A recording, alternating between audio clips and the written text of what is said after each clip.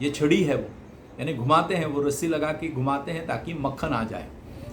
दही में से या छाछ में से मक्खन निकालने के लिए इसका उपयोग करते हैं। वही भगवान के हाथ में है, मतलब वो बाल रूप में है। केवल इतना ही कहानी नहीं है, इसके और कहानी है।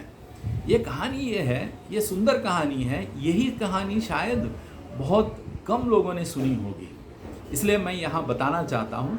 और वो कहानी ये है कि जैसे ही श्री कृष्ण का जन्म हुआ, मथुरा से मतलब गोकुल से उनको वहाँ से, क्योंकि कंस पीछे पड़े थे, कंस हत्या करने वाले थे, तो इस वजह से वहाँ से कृष्ण को उठाते हुए द्वारका तक पहुँचा दिया। और द्वारका में बचपन, बाल लीला सारी द्वारका में हुई। भगवान की जो बाल लीला है वहाँ पर नंद और यशोदा, तो इसीलिए मक्खन चुराने का, वो जो मट्टी खाने का, मुंह के अंदर मट्टी डाली तो उसके अंदर पूरी दुनिया यशोदा ने देखी, इत्यादि इत्यादि। ऐसे बाल लीला जो है वो उनको, भगवान को, बाल कृष्ण को बांध के रखा था। वो भागे और दो झाड़ के बीच में से भागे तो वो झाड़ टूटे और वहाँ से दो संत पुरुष बाहर निकल आ गए, उनकी मुक्ति हुई, इत्यादि। बहुत बाल लीला वहाँ पर हुई।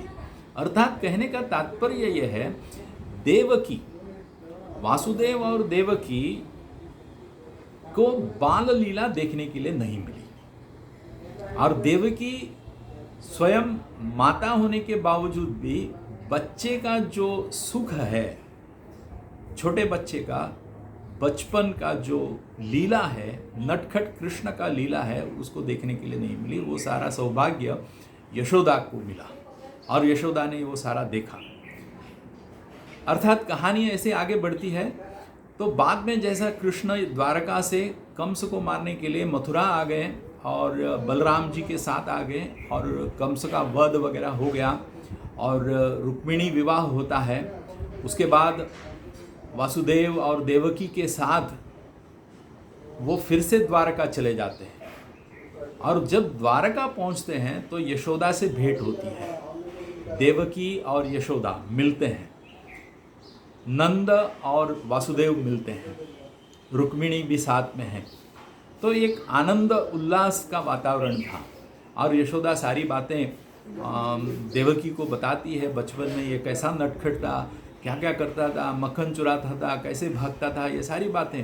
तो देवकी को भारी कष्ट हुआ, उनके आँखों से अश्रु निकल आ गए और उन्होंने मनो ही मन कहा, हे भगवान, मतलब अपने बच्चा भगवान जानते हुए तुम मेरे से जन्म लिए हो, लेकिन ये सारी लीला मेरे को देखने के लिए नहीं मिली।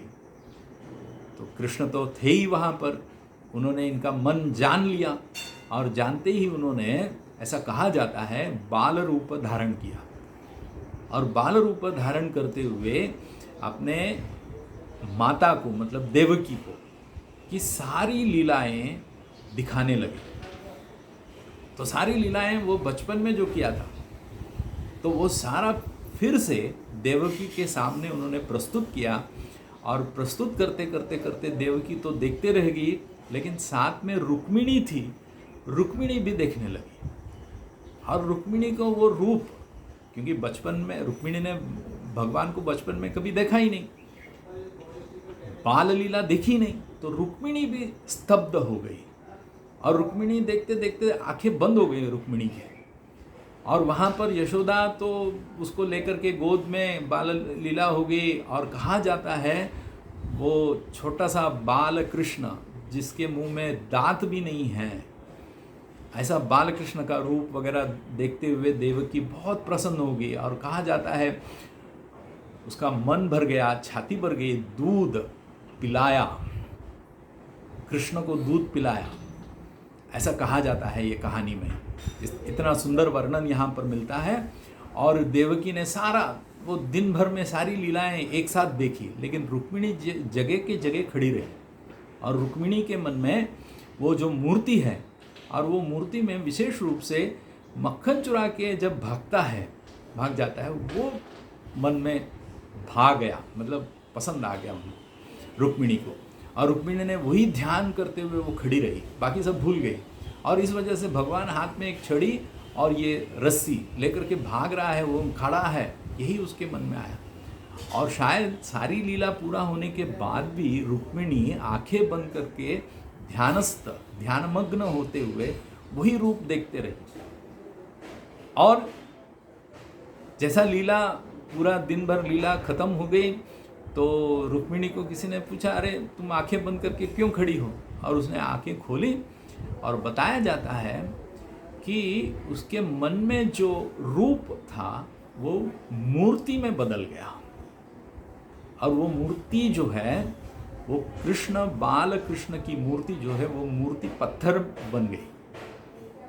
स्वयं परमात्मा वो मूर्ति के रूप में वहाँ पर उपस्थित हो गए।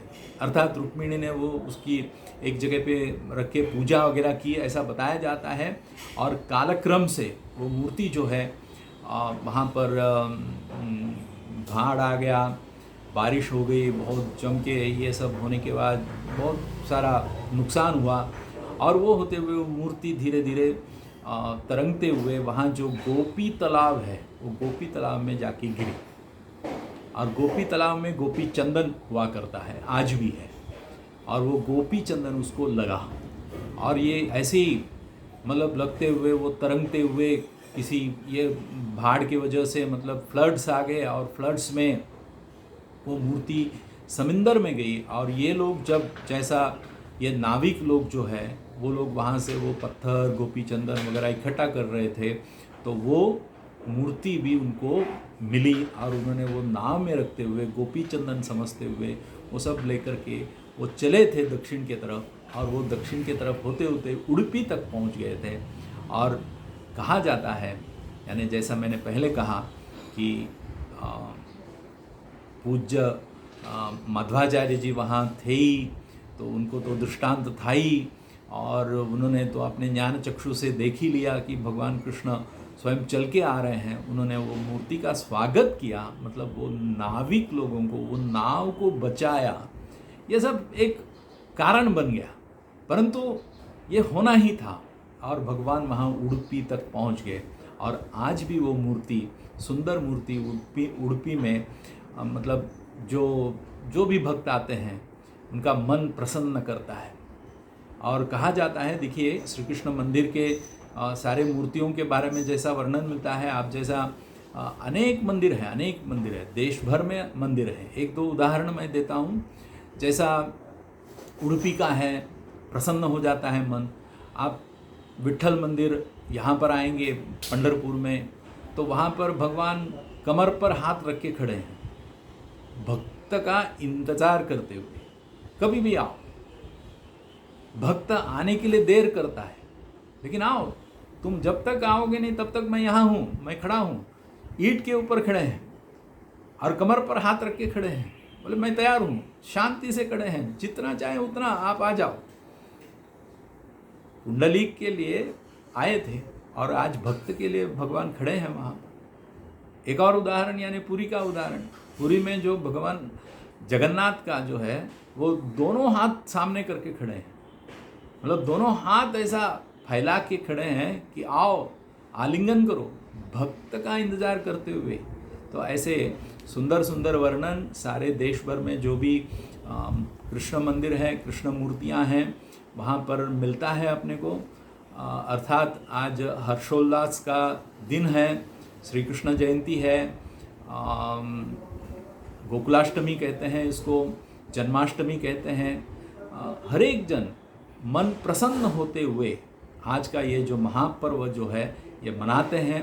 और ये महापर्व निमित्त आप सबको फिर से पुनश्च हार्दिक अभिनंदन करता हूँ, बधाई देता हूँ। यहाँ पर मेरे 2 शब्द समाप्त करता हूँ। नमस्कार।